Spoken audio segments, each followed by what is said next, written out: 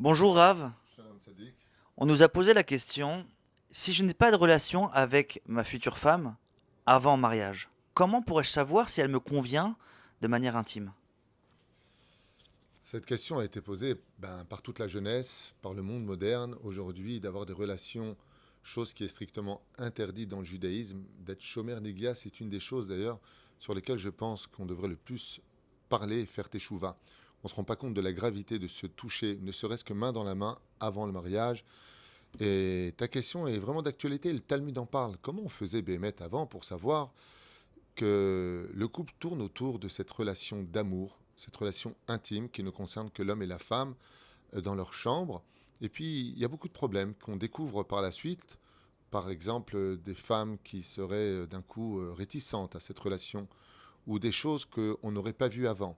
Ou alors, Birklal, qu'elle viendrait même à nous repousser, ou que l'homme ne serait pas à la hauteur des attentes d'une femme, car il ne faut pas oublier que dans le judaïsme, nous avons deux mitzvot dans le mariage, Piria Verevia et mitzvat Ona. Il y a une mitzvah aussi d'avoir simplement des enfants, mais de donner du plaisir à son épouse, qui d'ailleurs va créer l'essence même du couple. Quand tout va bien, disait le Stapler dans le couple, dans le lit, tout va bien dans le couple en général. C'est très important d'avoir des relations saines et des relations qui mènent le couple à vivre quelque chose que seuls eux peuvent vivre. Alors le Talmud nous dit qu'une fois qu'on avait fait un shidur, c'est-à-dire ces premières rencontres que nous avions à faire, donc à poser des questions qui restent très cérébrales, très techniques au niveau de comment tu vois l'éducation de nos enfants, comment est-ce que tu vois la vie, pour qu'on soit plus ou moins sur le même diapason, pour qu'on ait la même voix, la même façon de penser, et non pas des conflits à tout va pour l'éducation des enfants et puis en même temps pour notre judaïsme, pour notre façon de mener à bien notre histoire d'amour,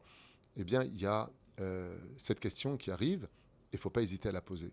Moi, je fais partie malheureusement de peu de gens qui retirent un peu les tabous dans ce domaine et qui, ouvertement, comme d'ailleurs m'avait dit mon rave, il faut même, excusez-moi, je vais certainement choquer des gens, mais mon rave m'avait expliqué qu'avant de se marier, il a demandé à sa femme de faire une prise de sang pour voir si elle pouvait avoir des enfants. Lui a fait une prise de sang pour savoir si il pouvait avoir des enfants. C'est des sujets qui sont importants qu'on n'a pas le droit de mettre de côté et qui s'habillent parfaitement avec le modernisme. Ce qui fait que le Talmud nous dit que quand on arrivait à prendre la décision de fixer une date, eh bien, on envoyait la mère et les sœurs voir si la femme n'avait pas de défaut physique. Nous, on ne peut pas l'avoir nue. Mais le Talmud nous dit que oui, effectivement, les femmes du Khatan allaient voir s'il n'y avait pas quelque chose qui devait le tenir au courant. Et pourquoi? Pour vivre la mitzvah de Ve'afta l'ereacha kamocha. Tu aimeras ton prochain comme toi-même et que cette personne n'en vienne pas à être dégoûtée ou alors à être pas dans l'attente de ses besoins. Il faut savoir que les hommes ont une âme animale. Il faut le savoir. Et que c'est très important de placer d'abord les midotes, c'est-à-dire les vertus d'une personne. Une fois qu'on a vu les vertus, qu'elle vient d'une bonne famille, que cette personne est une personne qui est bien, il y a aussi un dernier degré qui s'appelle la meshira, même si ça appartient au monde des animaux, c'est-à-dire l'attirance physique. Et je peux te dire que je connais beaucoup de couples qui n'ont pas d'attirance physique parce que la personne s'est laissée aller, par exemple, ou qu'elle ne se lave pas, ou que, excuse-moi pour l'employer, mais elle n'a pas les formes escomptées pour que l'autre puisse être dans l'attente de ce moment si précieux et important dans le couple. Et donc, automatiquement, ça peut mener le couple, des fois aussi même à s'éloigner ou alors de vivre carrément dans l'indifférence de l'un et de l'autre. Et vous savez que de vivre d'une vie de couple sans amour, c'est comme écrire une histoire où il n'y a pas d'encre.